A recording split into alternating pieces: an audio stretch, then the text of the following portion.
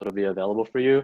Again, thank you for taking the time out of your day to come to join us for this running series and this webinar that we're looking to put together over the course of the next 4 weeks. So just wanted to quickly introduce myself.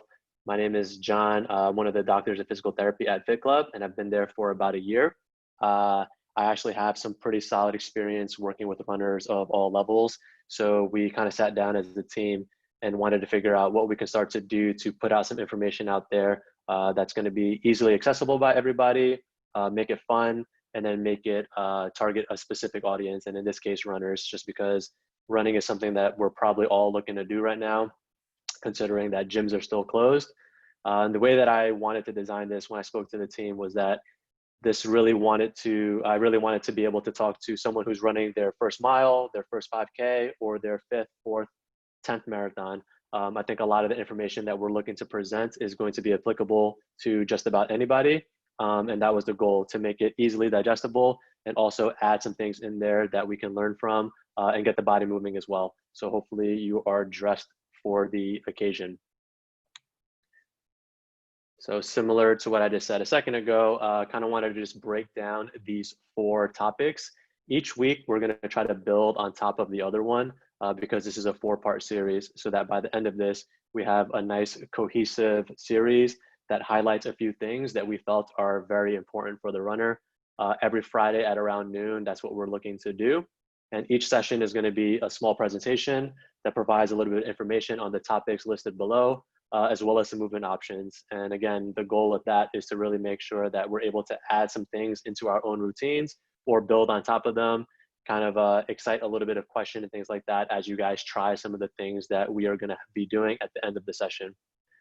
So in today, specifically, we're highlighting running form and mechanics and why those things are important to the runner.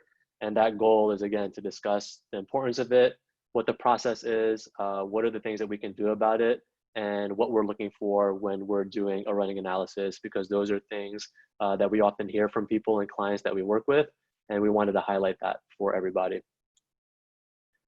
So I kind of wanted to just throw it out there first, specifically to anyone in the room, specifically you, Tamar. Let me know if I'm pronouncing that correctly. When you hear the words running form, good running form, running mechanics, you can either type it in or unmute yourself to let me know, like, what are some of the buzzwords that you've heard? What do you think good running form is? What have you heard about good running form? If you don't mind sharing for us, that would be fantastic. So I'll give you a couple minutes.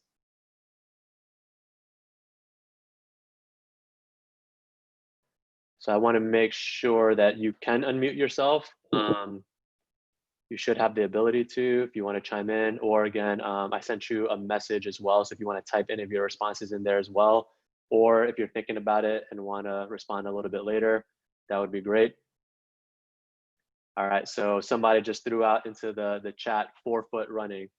So again, that's something that we do often hear about. It's a buzzword that I think is very common, especially if you've ever, kind of gone to a running store, gotten yourself analyzed for some footwear and things like that.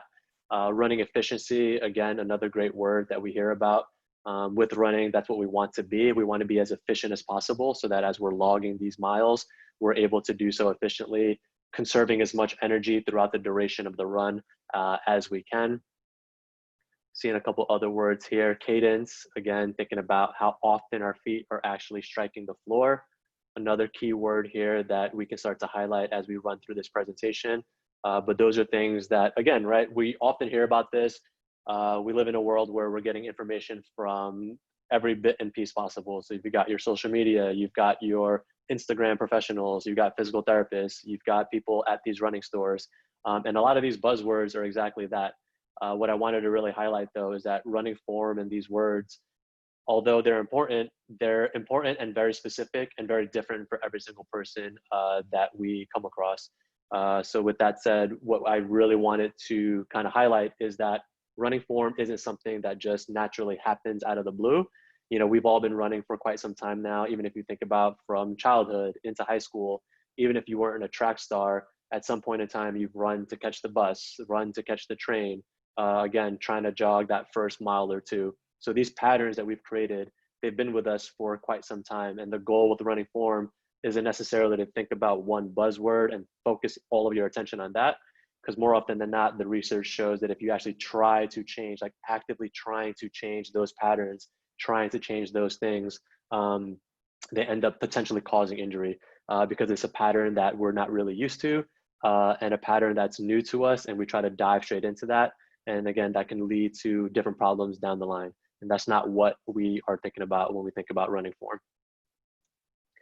So on the topic of form as a whole, a lot of times what we're getting asked, especially in the clinic and working with somebody, is can form actually cause an injury? So more often than not, the short of this is that running form doesn't necessarily cause an injury. It's not going to say, you know, okay, if you run like this, you will definitely have this type of pain. But when we think about it, we're thinking about how running form can play a role into a potential injury. So if you're coming into the clinic and you have knee pain, foot pain, or hip pain, what we do is we take that running form potential and we see whether or not it can clue us into specific parts of your body in order to guide what our treatment would be and guide what it is that we might want to do with you. So again, like I mentioned, running form is that guide to tell us where an injury might occur. Prime example, somebody said forefoot running earlier. So just because you're landing in the front of your foot, kind of on the balls, that doesn't necessarily mean that you're going to end up getting foot pain. A host of other things need to be combined along with how you're landing on your foot, along with how your running form looks, in order for us to clue in on where we might spend a little bit more time. And if you take a look at this slide, form is a factor, but more importantly, as the webinar starts to unfold, we want to focus on things like lack of strength and then load management and progression, which really becomes an important part of the picture because that adds a lot to the story. And we combine all of these things together in order for us to make a plan that's specific to the person that's in front of us and specific to the problems and goals that they might have. So from that, right, thinking about what running form means, thinking about whether or not it does cause injury, we go into the next big topic. A lot of times when we work with runners, the first thing that they want to do when they come into the clinic is have a running analysis. Combination, again, of going to get your shoes fitted for the first time, hearing about it on the internet. A running analysis is definitely something that's very important. And I have some examples here, but I really wanted to also highlight the fact that a running analysis with any of us, when you come to work with us, it actually starts with the conversation. So before we even get you on the treadmill, the things that we want to really know are, what are your goals? So again, first mile, first 5K, first half, first marathon. What is your training history like? So are you somebody who's doing a couch to 5K plan, or are you somebody who might have ran collegiate level track? What is that history and what your training is looking like? On top of that, we ask questions about what your plan is. So whether you have a formal plan, if you downloaded the plan, and what it looks like through the progressions and other activities that you might be involved in. So these questions are really important because you might have someone who's training for their first 5K, but then every day they're also doing CrossFit, doing, you know, a lot of box jumps and things like that. So we want to combine a lot of those things together, especially if you're coming into the clinic feeling like a specific injury, again, knee pain, foot pain, or hip pain. We want to piece those things together first and get a thorough history of the person in front of us before we even get you onto the treadmill, because that already gives us a solid foundation of information that we can then use to pair with that running analysis to cue us in and clue us in onto different parts that might need a little bit of modification and a little bit of tweaking. So once we actually get you on the treadmill, we don't like to be overly complicated about this thing. We don't want to micromanage every single bit of your body. We don't want to say that if you bend your fingers another 5 degrees, if you point your toes another 10 degrees, that those are the things that's going to mitigate, prevent, or decrease your pain. We're looking really big picture here. That's the first thing that we look at. We want to make sure that nothing is completely off. So is your body kind of flailing around? Are your legs whipping side to side? Are you running in a pattern that is very obviously poor running form? And it's more so like a quick slice of what you look like. But if you're just kind of in your natural stride, right, running the way that you've been running for a while, we kind of keep it at that. And then we start to slowly drill down on certain things. So I only highlighted a handful here. But when it comes to things like forefoot striking, heel striking, overstriding is another big word that we hear. People tend to focus their attention on those things, but what we're looking at is not necessarily like where you're hitting on your foot, whether it's the heel or the forefoot. It's really where your foot is relative to your body. every time that you're taking a step, especially with running, if you think about you're bounding foot to foot, you're never putting 2 feet down at the same time. It's always one foot over the other, taking all of that weight. And every time that we do that, there could be upwards of 2.5 to 3 times of your body weight with each step. So we're talking about efficiency. We want to make sure that we can be as efficient as possible with where the foot lands relative to the body. And if you look at the picture on the left-hand side, that's a picture of me running from a couple months ago that I took, and I added some lines here. That vertical line is where all of our mass is coming down. So our center of gravity, all of our weight comes through that line.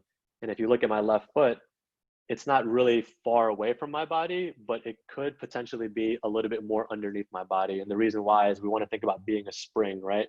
If all that weight is coming down, we don't want the spring to catch all of that weight over here. We want that nice absorption below us so that no matter where we end up striking on our foot, whether it's the heel or the forefoot, all of those muscles can catch the body right underneath it, because it just, again, creates a more efficient step length, and we're not reaching far in front of us, almost like we're breaking all of the energy first before our foot comes underneath us to kind of catch all of that weight.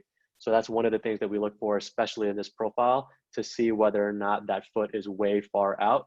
Again, cueing us into where there could be a potential problem that we might want to slowly resolve.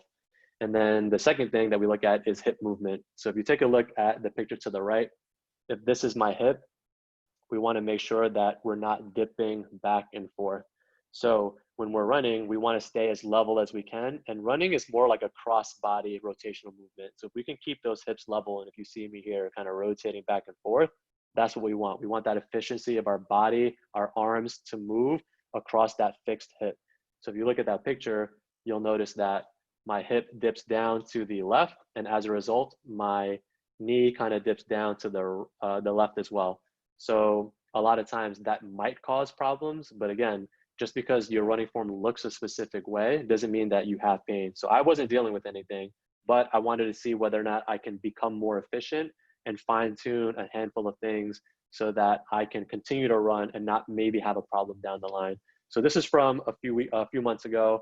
I unfortunately don't have an update to this, but again, just wanted to give you an idea of what it is that we might want to look at in these various positions to clue us in on some of the things that we might want to focus on. So from the running analysis, what really comes next? We're taking all of that history that we got from the beginning, all of the training, any of the potential problems that you have, any of the pain that you might be dealing with, and any of the goals, combining it with the clues that we got from the running form and seeing where those things might match up. So you come in, you're saying that you have heel pain. We see that your foot is very extended in front of you and you're landing on your heel. That might be something that we want to focus on and combine some strengthening and good cueing at the foot, but then also doing things to potentially adjust the way you run just a bit. And there's tricks and things like that that we can do, small cues that we can give you to kind of create that more natural, efficient stride, getting your foot a little bit more under the body. And then on top of that, more often than not, it's a nice combination of core strength and lower extremity cross training. Again, when we're thinking about this series, we wanted to make sure that these things are all cohesive, and all of these things matter because running is really like a total body thing, right? So we need the core, that foundation, in order for us to move efficiently on top of.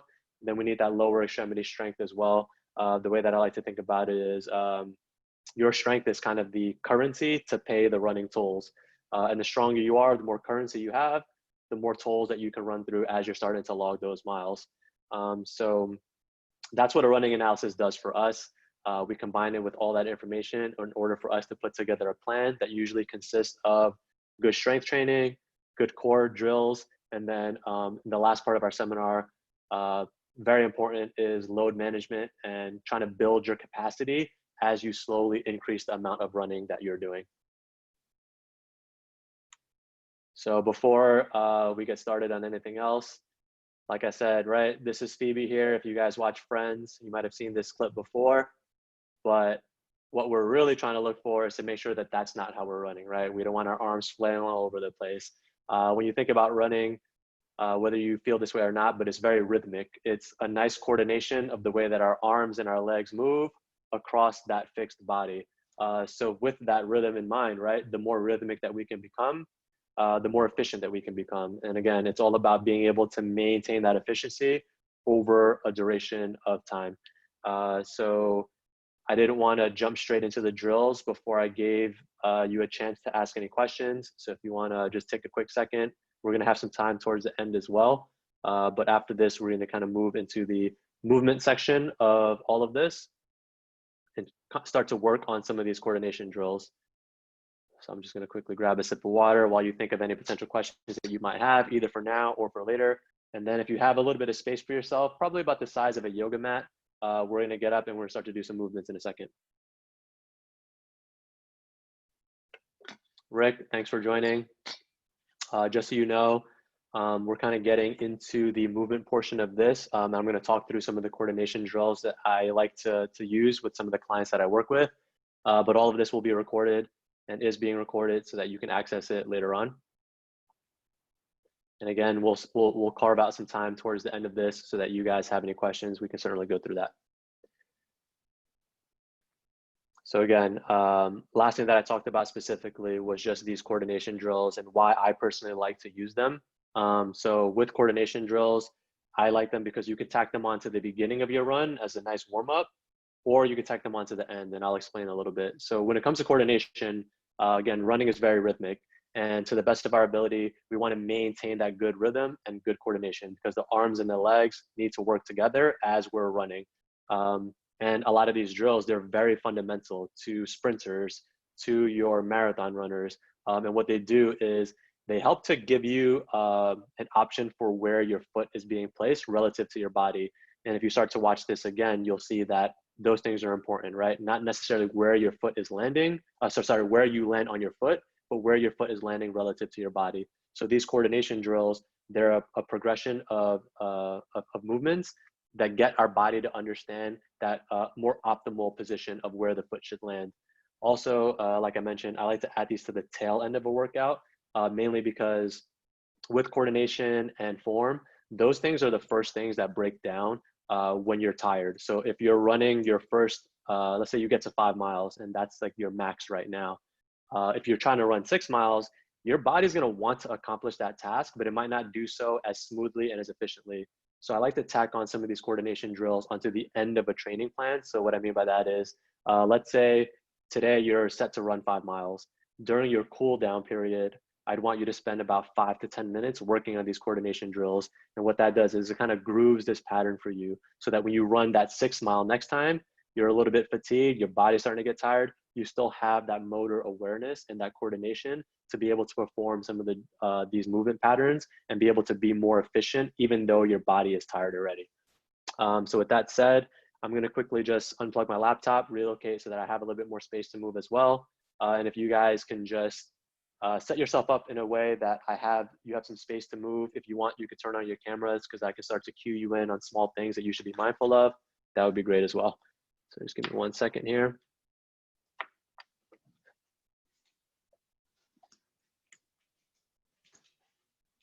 So welcome to my apartment while we're here. All right. And really quickly, I'm actually going to take off my AirPods just because when I start to move, they might fly out and I don't want there to be any kind of interference. So give me 1 second.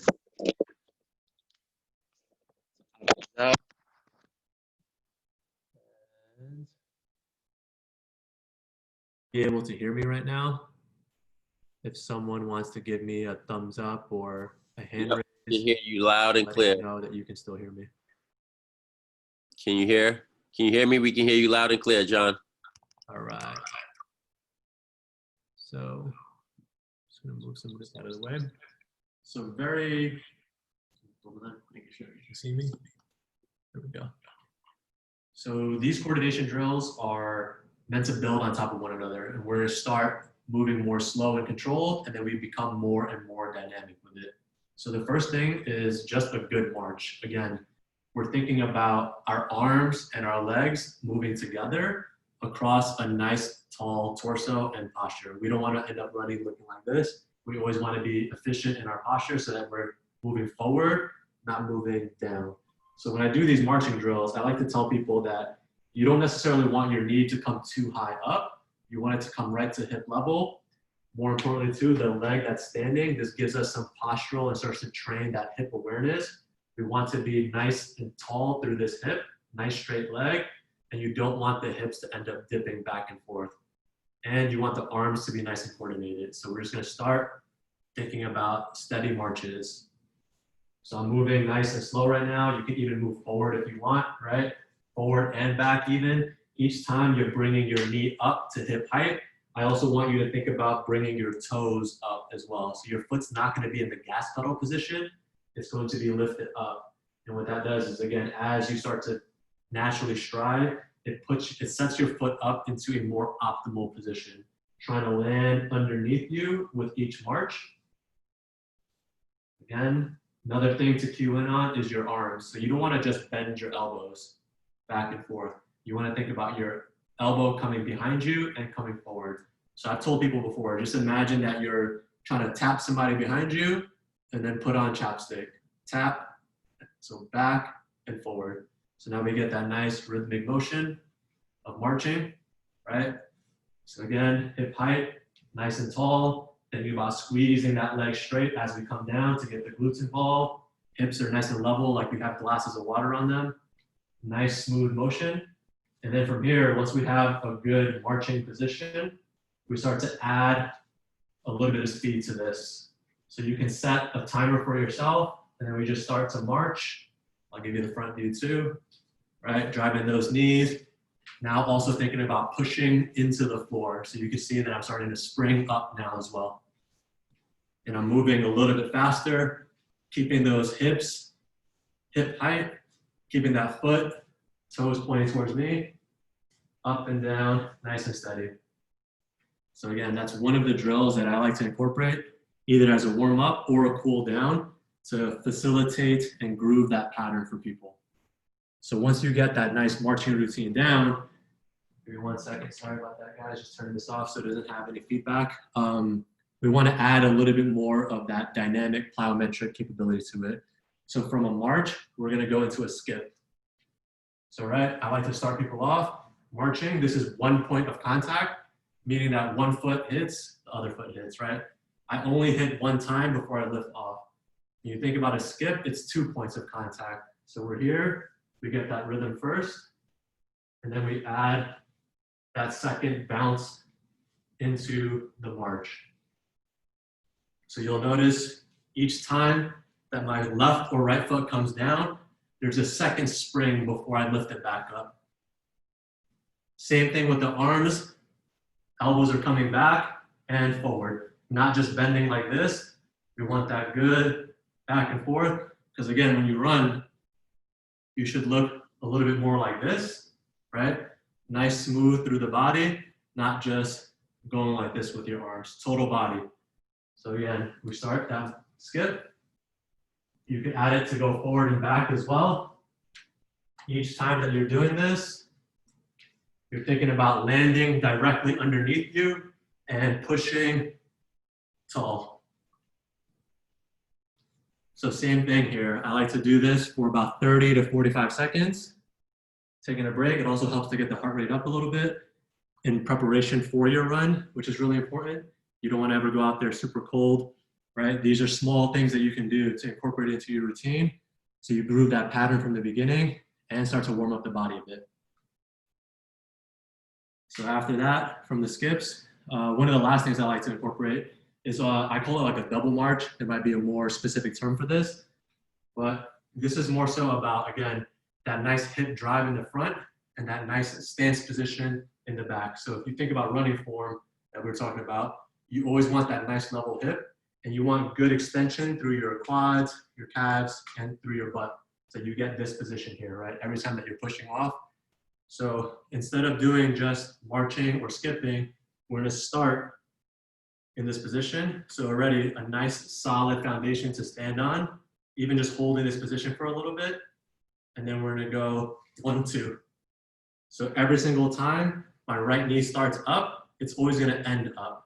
Coordinating that again with the arms, right? So left arm forward, right arm back, 1, 2.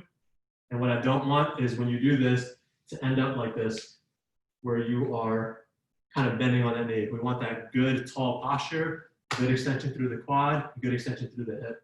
So let's do 5 of these. So right leg up, 1, 2, 1, 2, 1, 2, 1, 2, last one, 1, 2. Same concept with that hip. Hip height, toes are pointing towards you. Again, that helps to just create these patterns of trying to be as optimal as we can when we do these movements. Let's go with the left hip up now. Right arm forward, same thing, we'll do 5.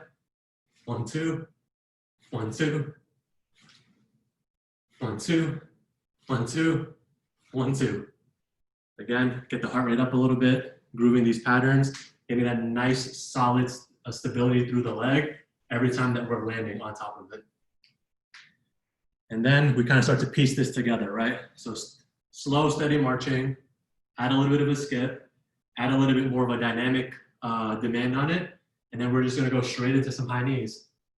So again, when we high knee, I see sometimes a lot of people, they bend their foot behind them and their hip shoots up to here only. We want our high knee here. Hip height, knee is more so at 90 degrees, maybe a little bit flexed. Toes are pointing up though. Same thing with the arms, not just bending here. We want that good pumping, thinking about being tall, like we're doing high knees upwards, right? Encouraging that taller posture. So I'll just have someone go through this for 15 to 20 seconds. So again, I'll start up front. So again, those knees up, pumping the arms, sideways here. You can even go forward. And again, that's gonna really boost that heart rate up and get the feet to understand how to turn over a little bit faster as well. So when you think about combining that with your cadence, you can set a metronome up, just Google metronome, maybe set it to a cadence that's comfortable for you and try to get those legs pumping a little bit. So again, as you're running, you wanna mirror that as much as possible. So hopefully some of those drills and things were helpful for you guys, maybe a little bit different than the warm-ups that you're currently doing. And again, it's a good way to add some of these motor patterns into your setup so that you can be as efficient as you can and log as many miles as you can without any problems. So what can we do next? Step 1 is for Rick. This is recorded, so you can catch the earlier half of this and take a look at it, see if you have any questions. You're more than welcome to reach out to us. Right now, we're actually offering 20% off treatment for your first visit. So if you want any of this information, you can follow us on Instagram. You can also reach out to me, myself, ask any questions, info@FitClub.NY if you have any questions as well. That would be great to hear from you guys. And I wanted to make sure that you guys didn't have any questions at the end. So if you guys want to chime in, feel free, type them up or unmute and ask away. You also see on the side here, we wanted to include some of these virtual marathons. COVID has really been impacting the way that things are working nowadays, especially in the New York metro area. We thrive off of the energy of the city, and it's great to see that some of these organizations are still providing us with an option to do a virtual marathon. So you guys can find all of that information on the New York Roadrunners website, or if you just Google New York Marathon, it'll pop up. This way you can participate in something. They also have smaller races as well, so that you can be a part of something still and be able to enjoy something that you really love to do without letting all of this stuff going on impact you too much. So give me 1 second here. Just want to make sure that there's no questions right now.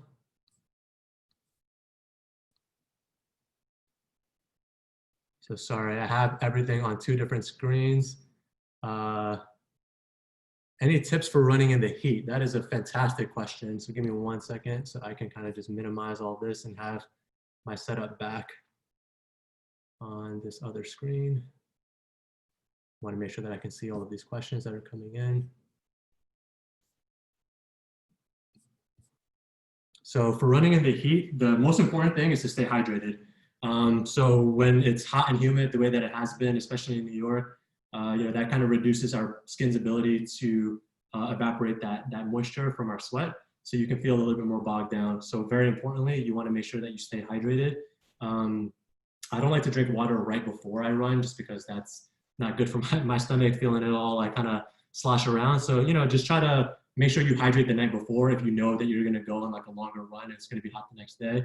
Making sure that you start the day with good hydration. So maybe about an hour or two before, making sure you have at least a glass or two of water. And then depending on how long your run is, you want to make sure to have water on you. The way I like to think about it is if you feel like you're thirsty during the run, that means that you're already starting to deplete some of those sources. So try to like pull over for a little bit, take a couple small sips of water to make sure that you're replenishing what you're losing.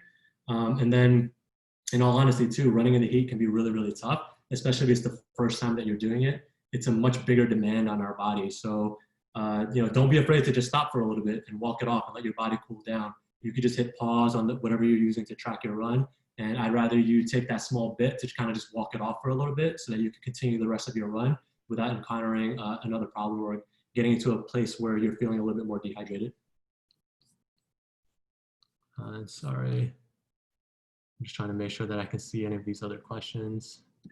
Rick, I saw you gave a thumbs up, so I'm very happy to hear that you enjoyed it. Again, this is all going to be recorded so that you guys have access to it.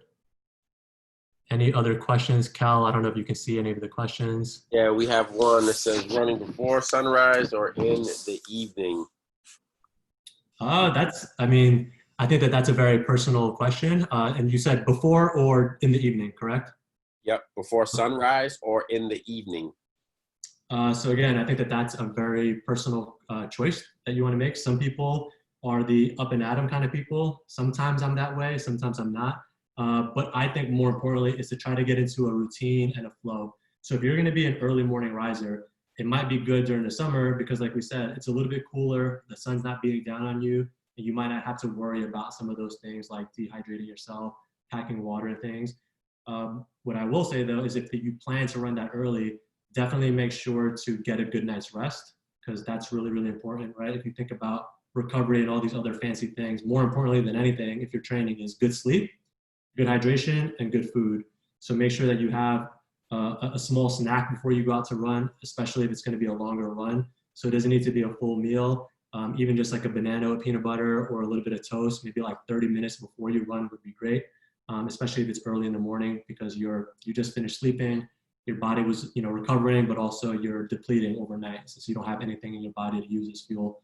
Later in the evening could be great as well too, just because it makes it a little bit easier again with the heat and things like that.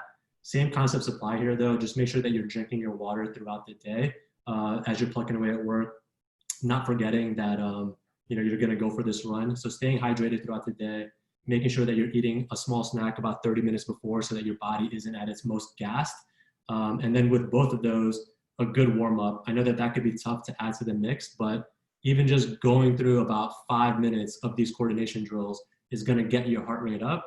It's going to get blood flowing to the muscles that we need it to flow to so that when you run, you're feeling a little bit better during the run instead of getting to that mile first where you feel like you're in stride. So even 5 minutes of warming up would be good before any of your runs. Ideally, it's going to be about 10 just to get some of those muscles moving and get blood pumping to those areas.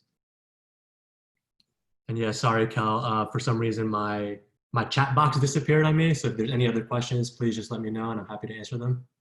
Yeah, no other questions at the moment. Just want to make sure we give everyone the expectation for the next 2 weeks. Yeah, it's a great point. So over the course of the next 3 weeks now, we're going to be building on top of this. So today was all about running form. What does that mean? And then where do we go from here? So we're going to highlight things about the core next week. Why is it important? What does it mean to a runner specifically, right? The core is something that's always there, but it's very specific for the activities that we're doing. And we can train it differently depending on what we're doing. So we can be as specific as we can to the runner. The following week, we want to go through the importance of cross training and strength training. Rick, you missed this part earlier, but I made the comparison that good strength is the currency to pay the running tolls. So the stronger that we can be going into a race, into a run, the more tolls we can get through without fully gassing ourselves. So we're going to go through what good cross training means, what good strength training means, and some of the key things that we think are really important for the runner. And then lastly, the fourth topic, I still think it's actually one of the most important ones, but we saved it to the end because we wanted to get you a good foundation before we build on top, but it's about load management and progression. So once you think about your running form, once you think about how to strengthen your core and your legs, you also want to make sure that you're planning properly for your runs. So it's going to be about managing the progression, managing if you feel something in the middle of your training, how can you, navigate your way around that so that you don't cause a potential bigger problem down the line. So that's what we have in store for you guys and girls, and hopefully it's going to be information that's super helpful for everybody that you can share, again, because all of this is going to be recorded for you.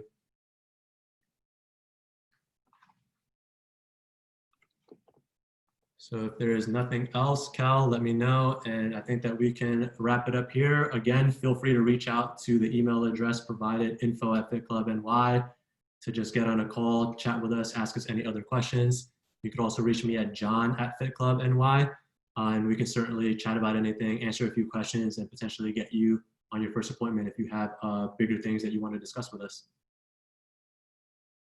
Enjoy the rest of your day, everybody. Have a wonderful weekend. Again, thank you for taking the time out on a Friday afternoon. Hopefully it stays nice. It looks like it's starting to get sunny. Go enjoy that weather if you can. Thank you, guys. Have a wonderful day.